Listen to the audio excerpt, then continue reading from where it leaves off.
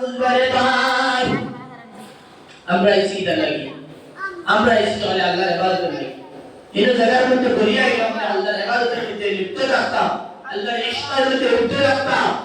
আল্লাহর মধ্যে লিপ্ত থাকতাম আল্লাহর জিকিরের মধ্যে লিপ্ত থাকতাম তাহলে এই দুনিয়ার মধ্যে হালত কি কারণ আমরা বলে নাই ঘর খুবই দিত আমরা ভুলে গেছি কিয়া এখন কি করা দরকার আমি সবাই আছেন মুসলমান চিন্তা করো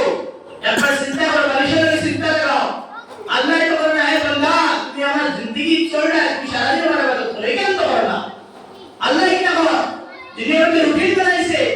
7 ঘন্টা ঘুমাই যায় 9 ঘন্টা কাজ করতা 9 ঘন্টা পড়াশোনা করতা হাজার মানুষ পড়াশোনা তাকে পড়াশোনা করতা 2 ঘন্টা না ইবাদত করতা সবচেয়ে কম কি আছে 2 ঘন্টা আমরা 2 ঘন্টা সময় আল্লাহর ইবাদতের মধ্যে বাড়তে পারি না নাউযুবিল্লাহ আমরা এমন না করমান আমরা এমন হালাতের মধ্যে আছি রে ভাই একবার চিন্তা করে দেখো 24 ঘন্টার মধ্যে মানুষের মধ্যে একবার ফুকে চিন্তা লাগাও একবার চিন্তা লাগাও এই মুসলমান আমরা কোন হালাতের মধ্যে আছি আমরা কোন হালাতের মধ্যে আসলাম কোন হালাতের মধ্যে আছি কোন হালাতের মধ্যে যাইমু একবার চিন্তা লাগাও দুই যুগ মধ্যে শহরের উপর কোনো ভরসা নাই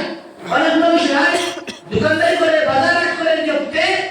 সকালে উঠে নাই ইন্না লিল্লাহি ওয়া ইন্না ইলাইহি রাজিউন মসজিদের বাকি মধ্যে আওয়াজ করা অমুক দুনিয়া ছাড়িয়ে চলে গেছে আই ভাই কত হাসি খুশি দিন বাজাই দিল ভাই পরিবর্তন কি বড় হতে পারো শিক্ষা রানীঘাট এক পরিবারের মধ্যে সাইকেল মানে এক হতে গেলে অ্যাক্সিডেন্ট দিয়ে মারা গেল তো চিন্তা করে ভাই কত আশা ভরসা নিয়ে তারা বাজাইছো আরো একটাই দিন না 12 দিন বাদে মেয়ের বিবাহ কত আইস দুনিয়া কত মনের মধ্যে কুন্তি দিয়ে বাজাইছো বাজারের মধ্যে একটা মেয়ের শাদী যে খরচা করা লাগিয়া কিন্তু কত মধ্যে অ্যাক্সিডেন্ট হয়ে তারা দুনিয়া চিরস্থায়ী ছাড়িয়ে গেলেন ইয়া আল্লাহ আমরা এরকম জিনিস মাফ করুন আল্লাহুম্মা আমিন